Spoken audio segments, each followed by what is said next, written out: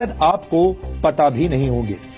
इन तथ्यों को जानने के बाद आप समझ जाएंगे कि कैसे इस देश की जनता के मन में डॉक्टर अंबेडकर के बारे में भ्रम फैलाने की साजिश रची गई। डॉक्टर भीमराव अंबेडकर का भारत के विकास में जितना योगदान रहा है उतना शायद ही किसी और राजनेता का रहा हो। एक अर्थशास्त्री, समाजशास्त्री, शिक्षाविद और कानून के जानकार के तौर पर अंबेडकर ने आधुनिक भारत की नींव रखी थी और देश उनके इस योगदान को लेकर आज भी जागरूक नहीं है। आपको बता दें कि डॉक्टर अंबेडकर संविधान की प्रारूप समिति के अध्यक्ष थे। उन पर आधुनिक भारत का संविधान बनाने की जिम्मेदारी थी और उन्होंने ऐसे संविधान की रचना की जिसकी नजरों में सभी नागरिक एक समान हो, जो धर्मनिरपेक्ष हो और जिस पर देश के सभी नागरिक विश्वास करें। एक तरह से भीमराव अंबेडकर ने आजाद भारत के डीएनए की रचना की थी। इसके अलावा डॉक्टर अंबेडकर की प्रेरणा से ही भारत के फाइनेंस कमीशन यानी वित्त आयोग की स्थापना हुई थी। डॉक्टर अंबेडकर के आइडियाज से ही भारत के केंद्रीय बैंक की स्थापना हुई, जिसे आज हम रिजर्व बैंक ऑफ इंडिया के नाम से जानते हैं। दामोदर घाटी परियोजना, हीराकुंड परियोजना और सोन नदी परियोजना को स्थापित करने में डॉक्टर अंबेडकर ने बड़ी भूमिका निभाई थी। भारत में एम्प्लॉयमेंट एक्सचेंजेस की स्थापना भी डॉक्टर अंबेडकर के विचारों की वजह से ही हुई थी। भारत में पानी और बिजली के ग्रिड सिस्टम की स्थापना में भी डॉक्टर अंबेडकर का अहम योगदान माना जाता है। भारत को एक स्वतंत्र चुनाव आयोग भी डॉक्टर भीमराव अंबेडकर की ही देन है। ये वो योगदान है जिन्हें आजादी के बाद की तमाम सरकारों ने हमेशा ही अनदेखा किया है। यानी योजनाएं और विचार अंबेडकर के थे, लेकिन उनका श्रेय दूसरे नेताओं ने लूटा। यहाँ हम आपको भारत के पहले प्रधानमंत्री पंडित जवाहरलाल नेहरू और डॉक्टर भीमराव अंबेडकर के बीच चले राजनीतिक शीत युद्ध यानी पॉलिटिकल कोल्ड वॉर के कुछ उदाहरण भी बताना चाहते हैं। डॉक्टर अंबेडकर जवाहरलाल नेहरू की सरकार में प्लानिंग का मंत्रालय चाहते थे, लेकिन नेहरू ने अंबेडकर को सिर्फ कानून मंत्रालय दिया, प्लानिंग मंत्रालय नहीं दिया। डॉक्टर अंबेडकर विदेश और रक्षा मामलों की समितियों में सदस्यता चाहते थे, लेकिन नेहरू सरकार ने डॉक्टर अंबेडकर को ऐसी किसी भी समिति का सदस्य नहीं बनाया। डॉक्टर अंबेडकर नेहरू सरकार की विदेश नीति से असहमत थे। डॉक्टर अंबेडकर हिंदुओं में सामाजिक अधिकार और महिलाओं को संपत्ति का अधिकार देने की बात करने वाले हिंदू कोड को समाज सुधार के लिए जरूरी मानते थे, लेकिन नेहरू सरकार ने अंबेडकर के मंत्री रहते हुए हिंदू कोड को स्वीकार नहीं किया।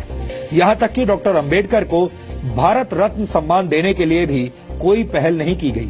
उनकी मौत के 34 वर्षों के बाद 1990 में वीपी सिंह सरकार ने उन्हें भारत रत्न से सम्मानित किया, जबकि कांग्रेस ने डॉक्टर अंबेडकर को भारत रत्न से सम्मानित करने के लिए कोई कदम नहीं उठाया। अब आप समझ गए होंगे कि बाबा साहेब डॉक्टर भीमराव अंबेडकर से जुड़ी तमाम सच्चाइयों को हमसे और आपसे कैसे दूर रखा गया है। इन सच्चाइयों को जानना और समझना आधुनिक भारत के निर्माण के लिए बहुत जरूरी है। डॉक्टर अंबेडकर को जातियों की सीमा में बांधना और उन्हें सिर्फ दलितों के मसीहा के तौर पर पेश किया जाना उनके साथ बहुत बड़ा अन्याय होगा। इसीलिए आज हम डॉक्टर अंबेडकर के मूल विचारों को आपके लिए डिकोड कर रहे हैं।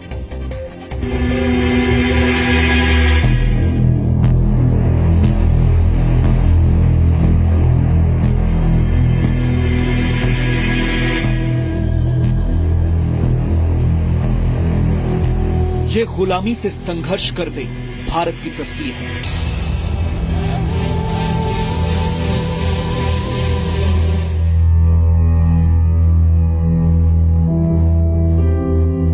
सैकड़ों वर्षों के संघर्ष के बाद हम आज आजाद तो हैं, लेकिन देश के कई नागरिक ऐसे हैं जो आज भी अपने हक की लड़ाई लड़ रहे हैं। देश में समान अधिकार, ये सपना पहली बार बाबा साहब डॉक्टर भीमराव अंबेडकर ने देखा था, जो आज तक पूरा नहीं हो पाया। अपनी पढ़ाई के दौरान बाबा साहब भीमराव अंबेडकर को इस बात का एहसास हो गया था कि भारत दो तरह की गुलामी में जकड़ा हुआ है। पहली, अंग्रेजों के दमन और अत्याचार की गुलामी, तो दूसरी तरफ जाति और वर्ण व्यवस्था से अपमान और तिरस्कार सहने की गुलामी।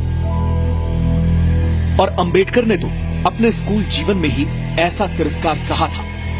स्कूल में बाकी दलित बच्चों की तरह अंबेडकर के साथ ये भेदभाव और तिरस्कार सिर्फ स्कूल जीवन तक ही सीमित नहीं रहा।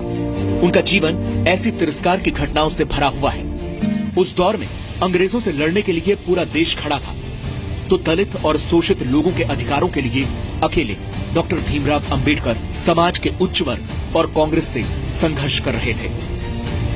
डॉक्टर अंबेडकर का मानना था कि देश की तरक्की के लिए देश के हर वर्ग को समानता का अधिकार मिलना जरूरी है। बचपन में हुए भेदभावों की वजह से अंबेडकर हिंदू धर्म को छोड़ना चाहते थे। उनका मानना था कि हिंदू धर्म को छोड़ना धर्म परिवर्तन नहीं बल्कि गुलामी की जंजीरें तोड़ने जैसा है।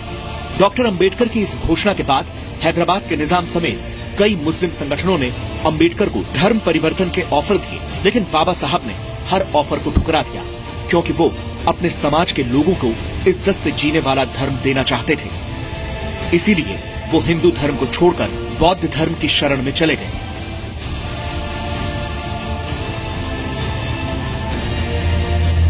पंद्रह अगस्त 1947 को आजादी का जश्न डॉक्टर बाबा साहब अंबेडकर के लिए एक बड़ी जिम्मेदारी लेकर आया।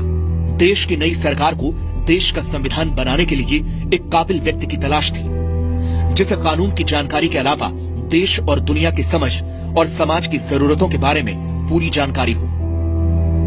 और ये तलाश डॉक्टर अंबेडकर पर खत्म हुई। डॉक्टर भीमराव अंबेडकर को देश का पहला कानून मंत्री बनाया गया, जिन्होंने अपनी बिगड़ती सेहत के बावजूद महज 2 साल के अंदर देश को एक मजबूत संविधान दिया।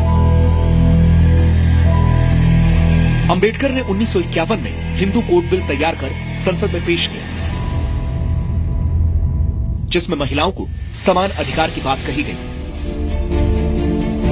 हिंदू कोड बिल के तहत पिता की संपत्ति में बेटी को समान अधिकार, विवाहित पुरुष को एक से अधिक पत्नी रखने पर प्रतिबंध और महिलाओं को भी तलाक का अधिकार शामिल था। लेकिन रूढ़िवादी हिंदू ताकतों और सरकार के अंदर ही बिल का विरोध करने वालों के सामने हिंदू कोड बिल लागू नहीं हो सका और सरकार में अपना प्रभाव घटने से निराश होकर डॉक्टर अंबेडकर ने 1951 में मंत्री पद से इस्तीफा दे दिया। अपने इस्तीफे में डॉक्टर अंबेडकर ने लिखा, आज हिंदू कोड बिल की हत्या कर दी गई, ऐसे में मेरा मंत्री बने रहने का अर्थ समझ में नहीं आता। बिल में शादी और तलाक संबंधी विधेयक पर 2 दिन की चर्चा चली, फिर प्रधानमंत्री जवाहरलाल नेहरू ने पूरे हिंदू कोड बिल को वापस लेने की घोषणा कर दी। मैं हैरान रह गया। मैं ये मानने को तैयार नहीं हूँ कि तलाक और विवाह संबंधी बिल को समय की कमी के चलते पास नहीं करवाया जा सकता है। मुझे प्रधानमंत्री की नीयत पर शक नहीं है, लेकिन हिंदू कोड बिल पास कराने के लिए जिस संकल्प और ईमानदारी की जरूरत थी वो उनमें नहीं दिखी। अपने इस्तीफे के बाद डॉक्टर भीमराव अंबेडकर ने खुद को राजनीतिक जिम्मेदारी से भले ही अलग कर लिया था, लेकिन सामाजिक जिम्मेदारी अपने अंतिम समय तक निभाते रहे। डॉक्टर भीमराव अंबेडकर को आज तक सिर्फ दलितों के मसीहा और संविधान निर्माता के तौर पर पेश किया गया है, लेकिन उनकी भूमिका एक राष्ट्र नेता की रही, जो चाहते थे कि देश का हर वर्ग आजादी की खुली हवा में सम्मान की सांसें ले सके।